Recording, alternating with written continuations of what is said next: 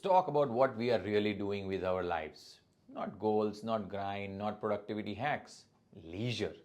In 2024, 94% of Americans aged 15 and above did some form of leisure or sports activity every single day.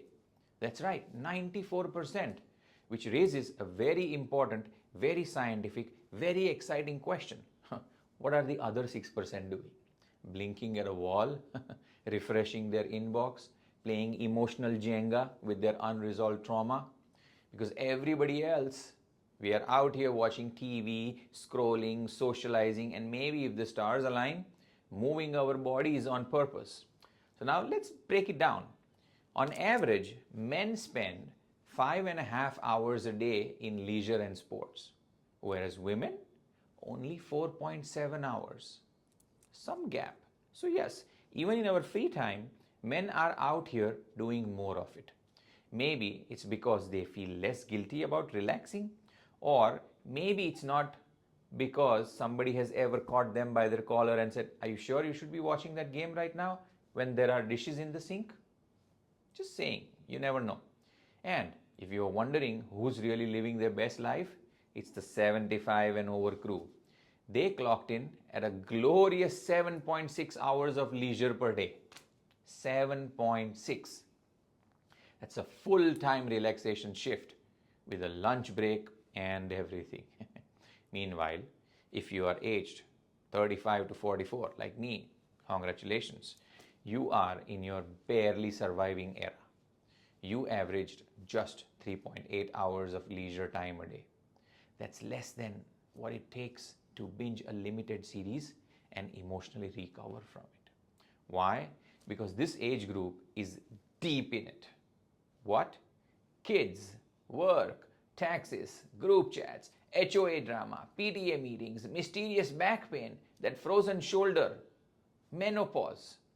They don't even have any leisure time. All they have is collapse in bed and stare at the ceiling time. But now let's pause here a little bit. Because while it's tempting to treat this like a weird stat from a government report, it's actually a mirror, a kind of a savage mirror. It's showing us what we really value or don't. We are exhausted from work. We are glued to screen. We call doom scrolling unwinding.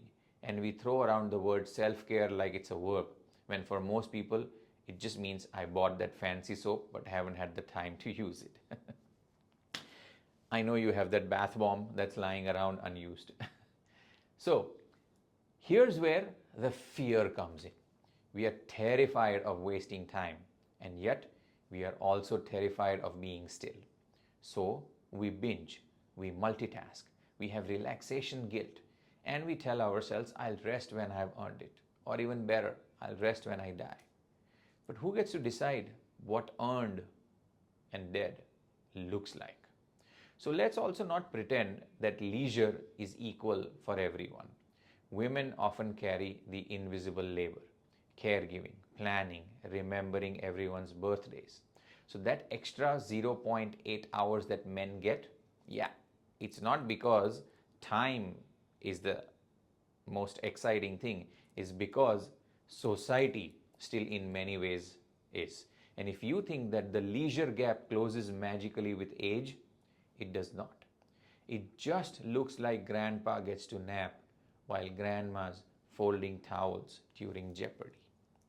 So this leisure gap between the genders and between the ages, crazy. Here's what the numbers say. Yes, almost all of us have leisure time, but how we use it? Now that's interesting. And that also says a lot about our culture, our systems, and our stress. So the next time you don't have time to rest, ask yourself, is that true? Or have you just been trained to believe that rest is optional and achievement is oxygen? Because here's the most savage truth of all. Leisure isn't laziness. It's the proof that you are human. And in a world obsessed with output, maybe choosing joy, movement, rest on purpose is actually the most productive and the amazing thing that you can do.